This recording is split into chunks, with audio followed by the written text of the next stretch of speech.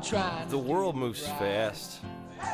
This video's only been playing for 16 seconds, and I'm willing to bet there's a 67% chance that we've probably already lost the attention of 16% of the people watching the film. It's not the way we're geared anymore. So many things are coming at us, so fast. In this film, we want to look at the effects that that's had on music, from the standpoint of a distributor, from the standpoint of an artist, and from the standpoint of a listener. We want to know, how has streaming and the media and advertising dollars affected the music industry and impacted the way that it works? To help us achieve this knowledge, we conducted a survey and asked several students here at Austin Peay some questions about music. We also conducted some interviews with some people that are directly affected by the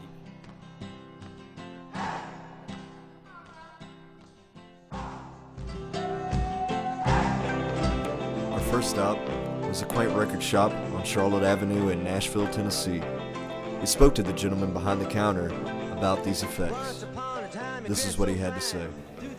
Well, I'm Lee. I'm with New Life Record Shop. We've been in business since 1976. Had a long history in this business. We started back in 1976 selling albums and 8-tracks. Those were the days you could buy an album for $7.98. and 8-track for the same price. And of course later on became the cassette, and then after that the CD. And unfortunately the CD business is about gone these days, you know, and it's gotten back to records, which is cool. I like the record business. I don't like the prices, but I do like the used record business.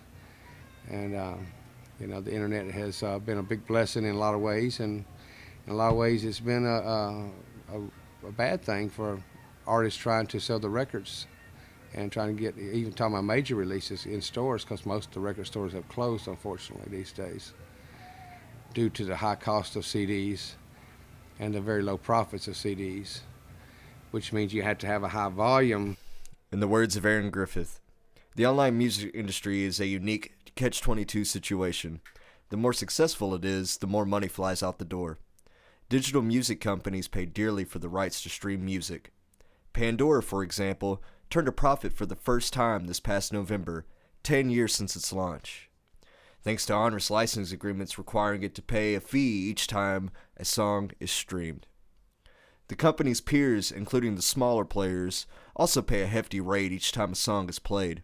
But that's, I have no complaints with the internet. I just have complaints with the record companies themselves, because they'll tell you different, but unfortunately it seems like they soaked up most of the money and left us with very little profit to work with from the time CDs hit the market in the 80s. And anybody who's ever owned a record store will tell you, if you're doing it for the money, you're doing it for the wrong reason.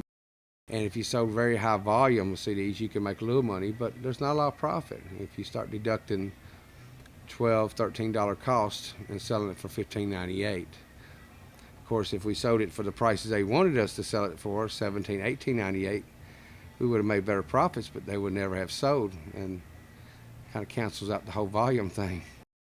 The highest overhead in any record store, or any business for that matter, is your employees, and how many employees it takes to actually run the store.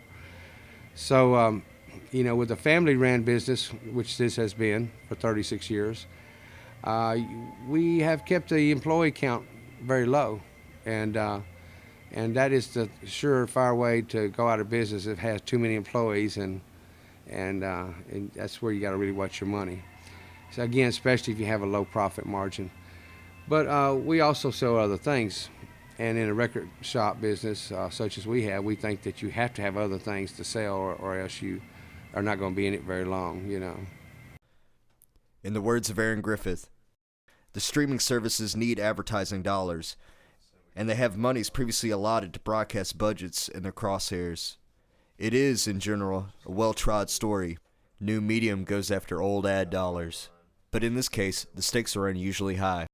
The unfortunate thing about all the new releases on new vinyl is that the record companies, again, the pricing and the cost is outrageous. You know, I don't know if that's due to the pressing or what it is, because I know what it used to cost, but now a good album, a brand new album, will very frequently cost customers $30, $29.95. And believe me, if I sell a record for $30, I'm probably going to pay somewhere around $25, $26 to do so. If you can see what that leaves me with a $26 investment and a $4 profit if I sell it, and if I don't get stuck with it, and it's pretty much non-returnable when you buy it. So it's not very attractive for a record shop to want to buy new releases. On one of our film trips to Nashville, we decided to walk up and down Music Row with a camera and try to get an inside perspective of someone who, worked in one of the recording studios or industry buildings there. The only person we could get to talk to us only had a few brief seconds, and he explained to us that the major conflict going on in Nashville right now with streaming and the music industry is that the exposure of the internet is so great for artists, but so bad for the creators of the actual music.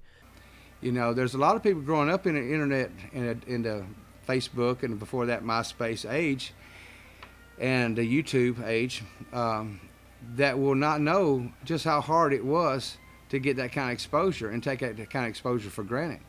This exposure is a great thing, and we all know it, And we all know there's a different game plan for selling CDs and selling your product and selling downloads and now how good that's working out, I'm just not sure. I'm not sure how good it's working out for the artists or the record companies themselves. But if I know the record companies, they'll find a way to make money. Now, but I'm not nearly as concerned with them as I am the artists. But anyway, but I've always thought music is the kind of thing, if you create music, if you don't do it, if you wouldn't have done it for free, then you're in it for the wrong business. If you're doing it just for the money, you're in it for the wrong reasons. But that doesn't mean that you shouldn't get your fair share if somebody starts making money off what you create.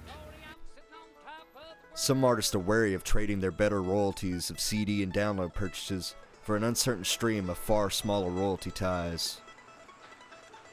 At 3 cents per stream, a 4-minute song would need to be played for 22 hours to equal the revenue from a single $1.29 track purchase. So you decide, will the online streaming companies compensate the artists to the extent that other mediums have in the past, or will the artists be forced to find other forms of work just to survive?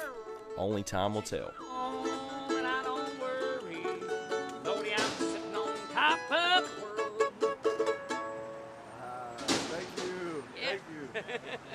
Thank you. Thank you.